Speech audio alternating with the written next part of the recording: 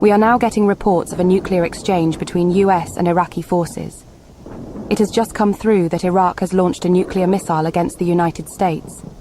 It is unknown where the missile will impact, but evacuations are taking place in multiple cities across the US. It is also unknown if the United Kingdom will retaliate, but possibilities of a nuclear attack on Iraq from the United Kingdom is becoming increasingly likely. Tony Blair is yet to make a statement, but his speech has left the public in uproar, after expressing that he will not pull British troops out of Iraq anytime soon.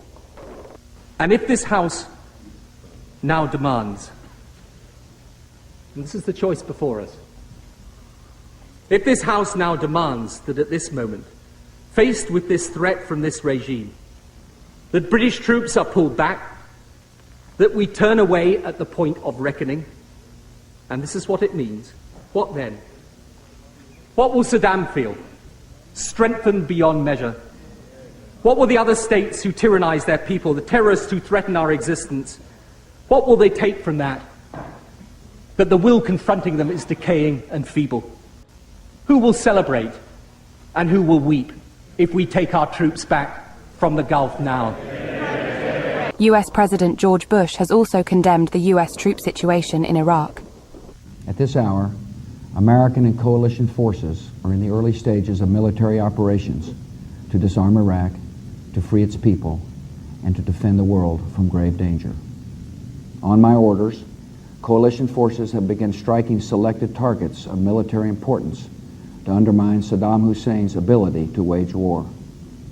These are opening stages of what will be a broad and concerted campaign. More than 35 countries are giving crucial support, from the use of naval and air bases, to help with intelligence and logistics, to the deployment of combat units. We now have some breaking news.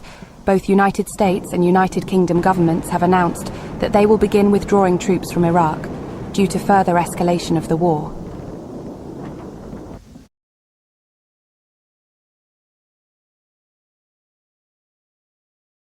Prime Minister Tony Blair held an emergency briefing just 10 minutes ago where he issued enhanced security measures across Britain. The full horror of what has happened in the United States earlier today is now becoming clearer.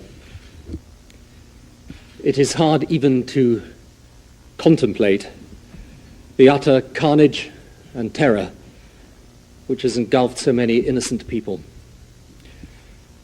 We've offered President Bush and the American people our solidarity, our profound sympathy, and our prayers. But it is plain that citizens of many countries around the world, including Britain, will have been caught up in this terror. I have just chaired an emergency meeting of the British Government's Civil Contingencies Committee, and I would like to explain some of the measures that we have agreed to take here. There are a range of precautionary measures. No flights will take off from the United Kingdom. Private flights have been stopped except where specifically authorized. Flight paths into London have been changed so there will be no civil overflights of central London. Security has been increased across the full range of government buildings and military premises. The police across the whole of the UK are on full alert. All our defence facilities around the world have been moved to high alert to ensure the protection of British service personnel. Advice has been given to major financial and business institutions about appropriate security measures. A number of other security measures have been taken, and of course we are in close touch with US, European and other allies and are cooperating with them on issues of security.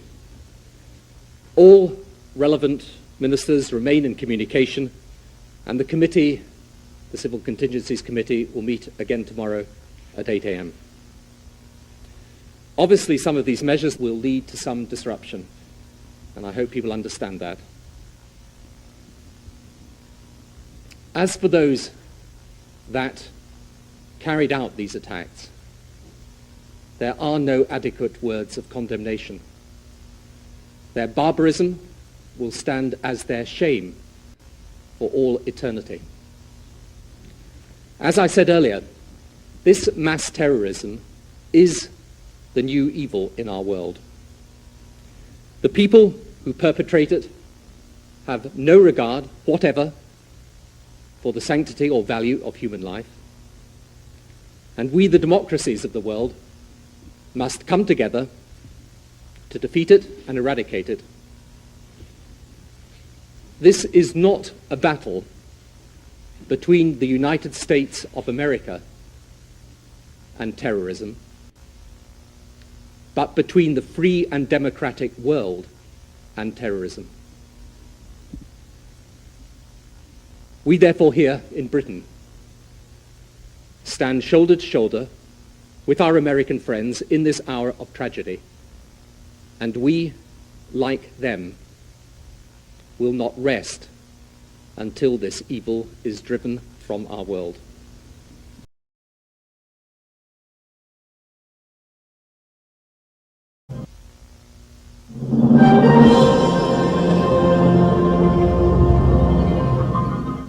This is ITV. Sorry for the interruption to your scheduled programme, but we have received some crucial information. More details will follow shortly.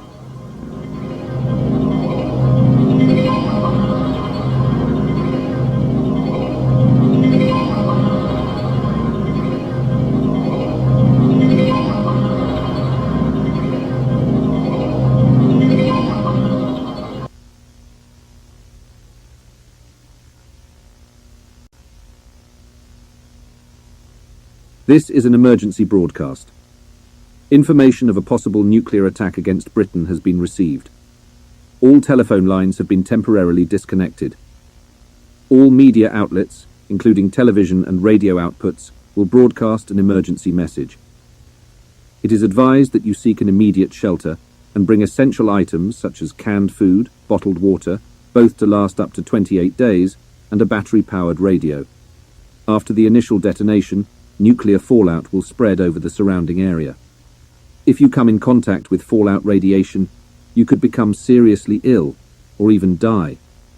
If you live in the surrounding area of Greater London, expect high levels of radioactive fallout. Because of this, you should seek shelter immediately. Prime Minister Tony Blair has not yet made a statement on the situation, but we do know that he has been informed and evacuated from 10 Downing Street to a secure location alongside the royal family. Please wait for further information.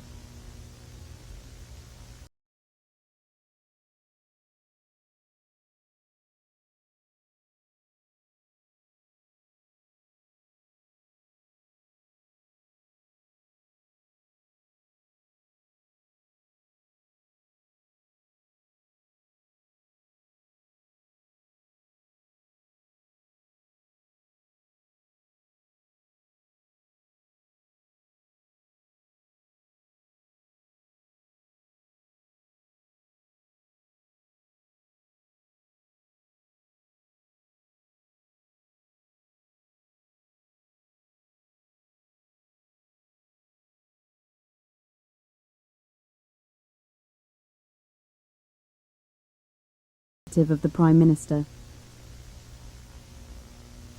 Hello, citizens of the United Kingdom. As of yet, an attack on our country is currently taking place. A nuclear warhead has been launched from an undisclosed military presence in the Atlantic Ocean and is heading towards the capital as we speak. We are tracking this warhead and have discovered that it will impact London in approximately 10 minutes. In those 10 minutes, an emergency broadcast message will show on all televisions and radio stations across the country. These broadcasts hold vital information that will be crucial to your